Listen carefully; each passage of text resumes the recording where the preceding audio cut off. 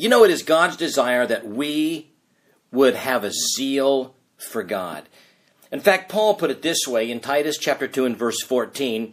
He said that Jesus Christ gave himself for us, that he might redeem us from every lawless deed and purify for himself his own special people that are zealous for good works.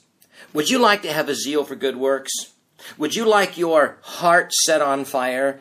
Then you need to embrace God's amazing grace. It means you need to ask the Lord to give to you a fresh understanding and appreciation for his amazing saving grace. In fact, if you're tired of simply giving God the nod, you're fed up with going through the spiritual motions, and you want to recapture your spiritual passion, then I want to give you a challenge here today. Starting today and say for the next 7 days, I want you to pray the words of David.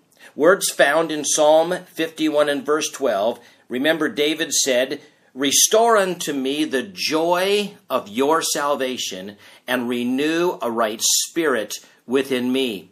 You know, when David prayed these words, he had just been confronted with the sin of adultery with Bathsheba and the murder of her husband Uriah.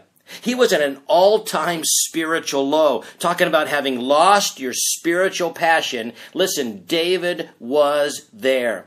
But you know, David, having been confronted with his sin and recognizing his low spiritual state, he, under the inspiration of the Holy Spirit, prayed, "Lord, restore unto me the joy of your salvation and renew a right spirit within me." And you know, God heard his prayer. And it wasn't long after that David became known as that sweet psalmist of Israel, and he was known as a man who had a heart that sought after God.